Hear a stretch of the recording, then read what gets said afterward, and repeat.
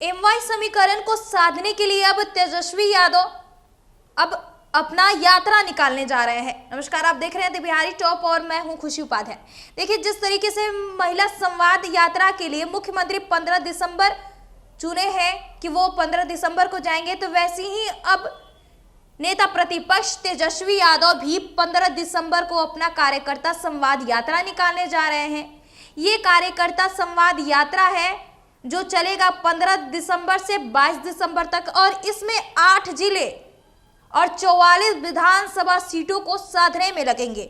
आपको बता दें कि ये जो 8 जिले हैं इसमें पूरे मुस्लिम बहुमूल्य जाति हैं और इसी को साधने के लिए अब तेजस्वी यादव 15 दिसंबर से अपना कार्यकर्ता संवाद यात्रा निकालेंगे।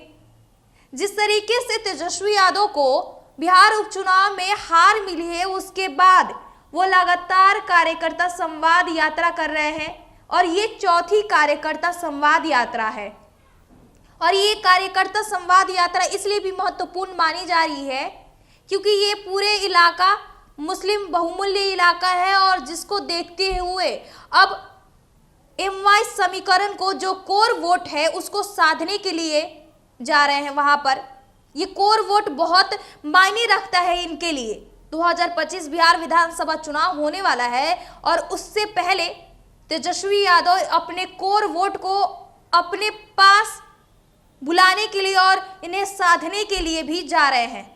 आपको बता दें कि ये जो 8 जिले हैं वो हैं सुपौल, सहरसा, मधेपुरा, अररिया, किशनगंज, पूर्णिया, कटिहार और भागलपुर भी शामिल है।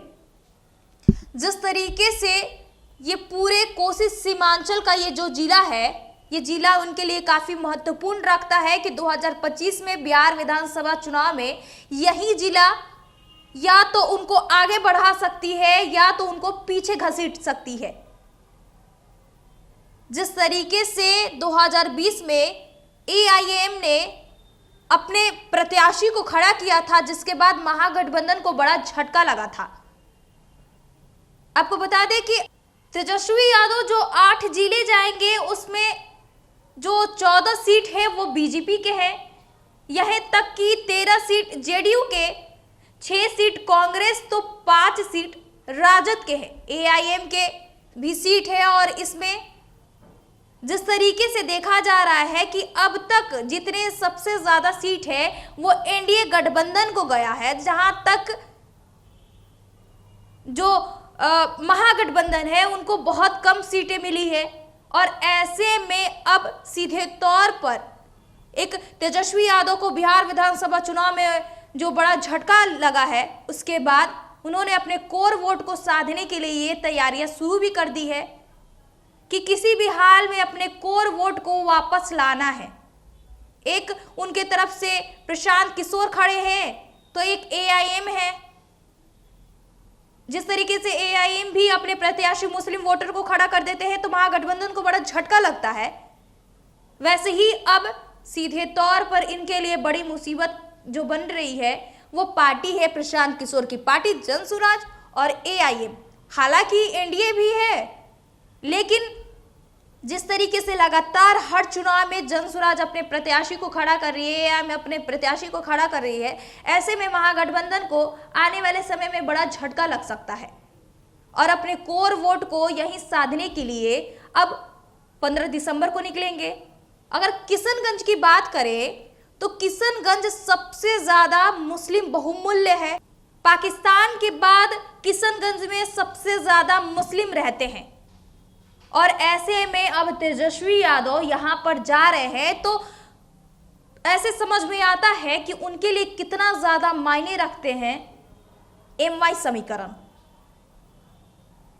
एक जगह एमवाई समीकरण की वजह से वो हार जाते हैं तो वहीं दूसरी तरफ वो सोचते हैं कि चलिए ये तो उपचुनाव था, लेकिन बिहार विधानसभा चुनाव में मुझे हारना नहीं है, अपने कोर वोट को वापस लाना है।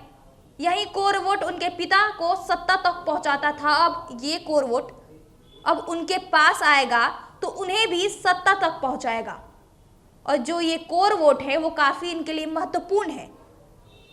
लगातार वो साधने की तैयारी कर रहे हैं, लगातार इन 8 जिलों में जाएंगे, इनसे बातें करेंगे और जिस तरीके से अपने वोटों को साधने के लिए तैयारी कर रहे हैं, 44 विधानसभा सीटों पर भी जाएंगे और लगातार उन सबसे बातें करेंगे और एमआई समीकरण को साधने के लिए, कोर वोट को वापस लाने के लिए ये पूरा काम करने में लगे हुए हैं। 15 दिसंबर से 22 दिसंबर तक ये काफ़ी इनके लिए महत्वपूर्ण है कि इसी में अपने कोर वोट को वापस लाना है, जिसके बाद 2025 बिहार विधानसभा चुनाव जो है वो इनका भाग्य बदल सकता है। बहरहाल इस खबर में इतना ही। हमारे साथ बने रहिए और देखते रहिए द बिहारी टॉप।